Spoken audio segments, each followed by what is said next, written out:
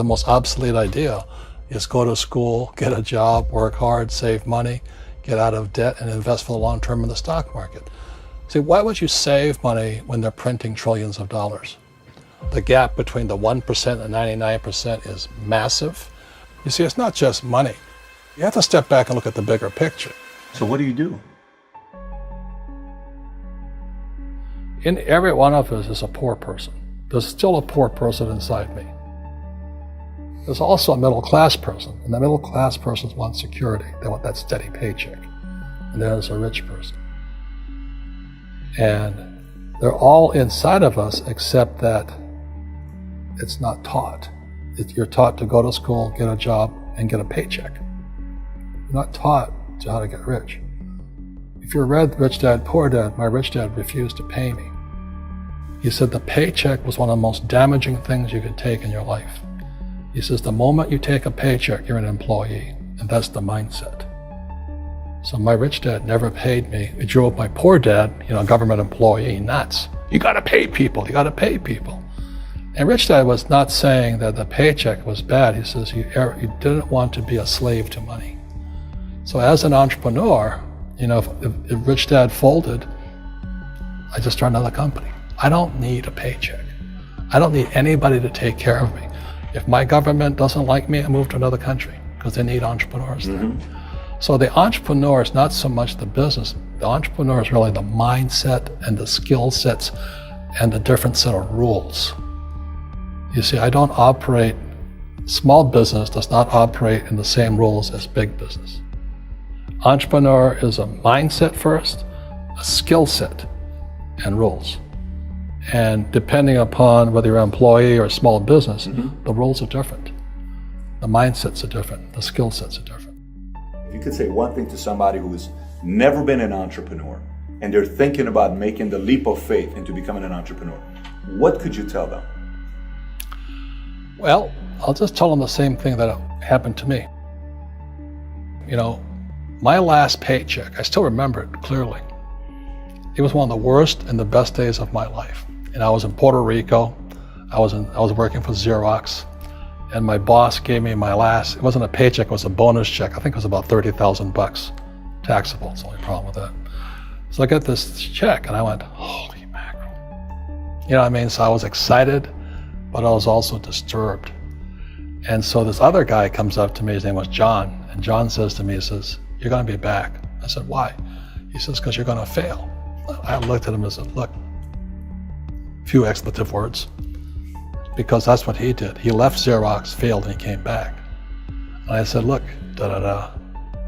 you failed and you came back, but I'm gonna fail and I'm never coming back. And that's the attitude. Do you know what I mean? If you say, well, if I fail, I'll go back to mommy and daddy, then that's what you'll do. So if you fail, that's when I became an entrepreneur, because I had no money. I had no money for years. I didn't have a paycheck. But that's what my rich dad encouraged me to do. He says, when you don't have this paycheck, you get hungrier, smarter, and it's a test of your character. Will you become a crook? Will you become dishonest? Will you cheat and steal? Or will you become a better human being? So really, that's the benefit of becoming an entrepreneur, is you really find out who you are when you don't have anything. So you always have to look at the big picture. Too many people look at, well, what's going to happen to me? When you look at the big picture, you're also going to know that when something bad happens, something good's going to happen. But you got to prepare for whatever is coming. If you think next 20 years will be like the last 20 years, you're going to get creamed. When you and I go to the supermarket and we buy a carton of milk, we always check for the expiration date. But most people do not check for the expiration date on their brains. Instead of get out of debt, I get into debt.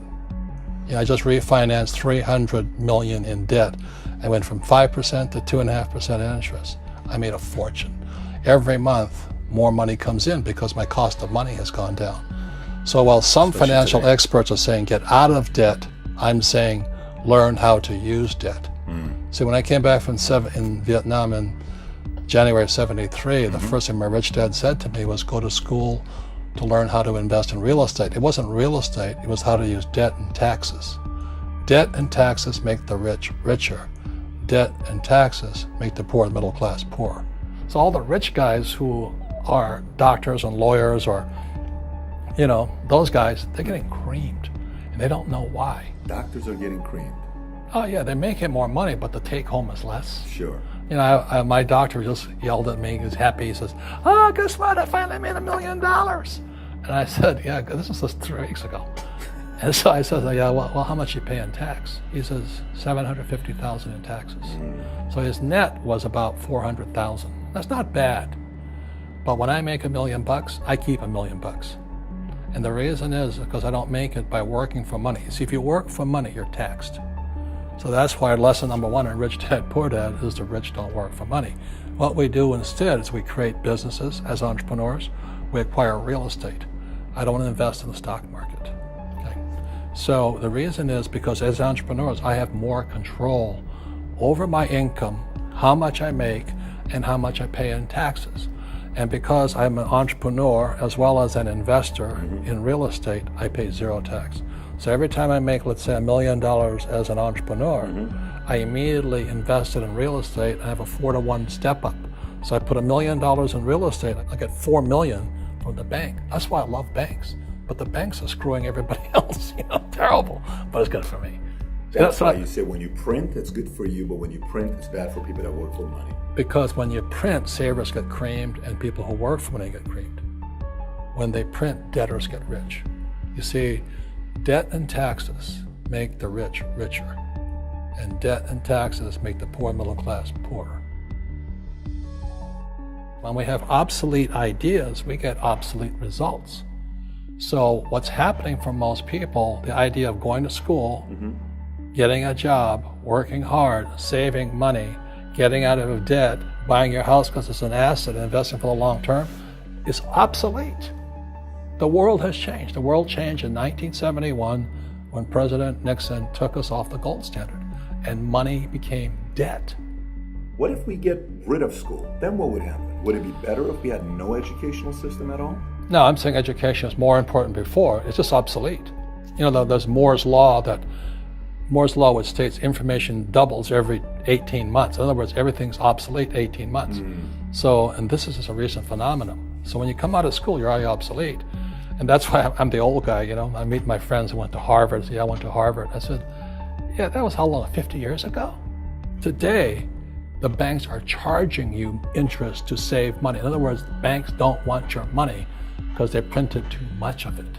And that's why there's this bubbles in stocks and bubbles in real estate and all this. People are dumping the cash because, as I said in here, savers are losers and cash is trash. And yet people are, well, I want a high-paying job. Well, that's an obsolete idea. Get out of debt is an obsolete idea. You should learn how to get into debt, how to use debt to get rich, and they'll never teach you about taxes. The reason the 1% is way up here and the 99% are going this way is because when you print money, 2 things happen: inflation and taxes. It's crushing them. And any entrepreneur thinks, I'm just going to make money, I'm going to start a business and make a lot of money because of what we talk about. They really have got to smell the roses, man. That's not what the real entrepreneurs are doing. Most entrepreneurs, there's 28 million small business owners in America. 24 million are what are one-person entrepreneurs. They're called non-employee entrepreneurs. So and that's what happens is when people don't really understand what an entrepreneur does. So most big people are self-employed, but they're not really entrepreneurs. The self-employed pay the highest taxes of all, and nobody tells them that. Yeah, it's also called the entrepreneurial spirit, but what we were actually talking about was there's no such thing as a bad economy. There's external, you and I, we all have an external economy, but we also have an internal economy, and the willpower is to change our internal economy. So for me, I can see the good and I can see the bad. I don't really give a damn because I'm going to be rich anyway. But a poor person with a poor personal economy, all they're going to see is a bad economy because they don't know how to make money in any economy. And a middle class person, they have a middle class economy. What they want is a nice house and a steady paycheck and the job and the car. And so when you take their job away, to them, that's disaster. Well, since an entrepreneur doesn't have a job anyway, it's no big deal. So all I'm saying to people, and it's what Bucky Fuller taught me, is always two sides, you know what I mean? Unity is plural, at minimum two. So if you think the economy is bad, it's because your economy is bad. If you think that steady, employment is important, then you'll see an economy without jobs. Your economy versus the external economy. What you control versus what you can't control. I can control. Yeah, it's called an internal focus versus an external focus. So the real entrepreneur has an internal focus. That if they fall down, they say, "Oh, this is good, because I'm going to go up higher." The average person will fall down and say, "Oh, I'm going to take some Prozac," or somebody has a mistake. So, "Oh, the mistakes don't matter." Well, mistakes matter. It means you didn't know something. But a real entrepreneur, whether they fall down, they always can go up. They can stand back up and go higher. That no matter what happens to them, they get stronger and better and smarter and happier. But a person with a weak internal mindset is that they're so afraid of what happens, it generally happens. Like, people who are afraid of losing their jobs, they generally lose their jobs. You know what I mean? Yeah, so everything you can comes through you. Yeah, so the entrepreneur first job is to control inside here, not outside there. The moment you take that paycheck, you're an employee. You've got to be stronger than that. It's about inside control.